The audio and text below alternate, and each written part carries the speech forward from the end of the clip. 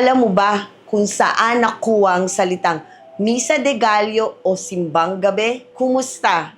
Ako, si Rachel Pulion at welcome sa Wayback Wednesday kung saan pag-uusapan natin ang mga pangyayari at bagay-bagay sa ating nakaraan at kasaysayan. Kung bago ka dito sa aming Wayback Wednesday at nais mo mapanood ang iba naming mga video, maaari mong i-like, i-follow ang page at channel na ito.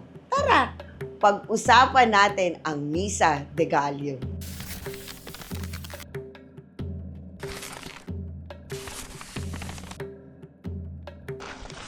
Ang Misa de Gallo ay isang salitang Espanyol na ang ibig sabihin ay seremonya ng tandang o Mass Rooster naman sa Ingles. Ang Kapaskuhan ang isang tinuturing na pinaka-importante ng pagdiriwang ng mga Kristiyano sa Pilipinas. Masayang pinaghahandaan ng marami, lalo na ang mga bata, ang dakilang araw ng pagsilang ni Jesus, ang ating Mesiyas. Sabi nga, ang Pasko ay para sa mga bata. Pero hindi lamang ang mga bata ang nananabik sa araw ng Pasko. Bago magpasko, maraming bata o matanda ang nagkakaisa sa nobena ng madaling araw na ang tinatawag ay Simbang Gabi. Idinaraos ito sa mga simbahang Katoliko at Aglipay at marahil ng iba pang sekta. Pagsapit ng December 16 hanggang December 24. Masaya, maligaya ang pagdaos ng Simbang Gabi noon dahil sabay-sabay ang buong pamilya,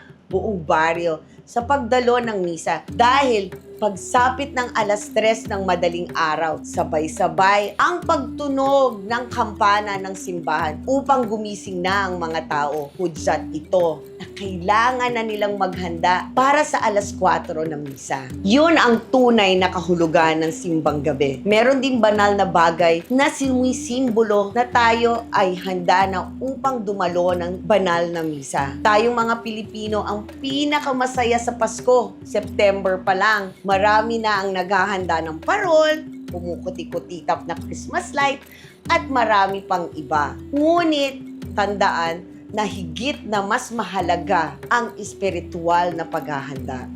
At siya ang tunay na diwa ng Kapaskuhan. Kung nais niyong malaman ang buong kwento, tumingin lamang dito sa comment section at nandoon lahat ang mga link at sources ng videong ito. At samahan niyo kami muli sa aming susunod na Wayback Wednesday. At ako, si Rachel Pulion. At ngayon, alam mo na.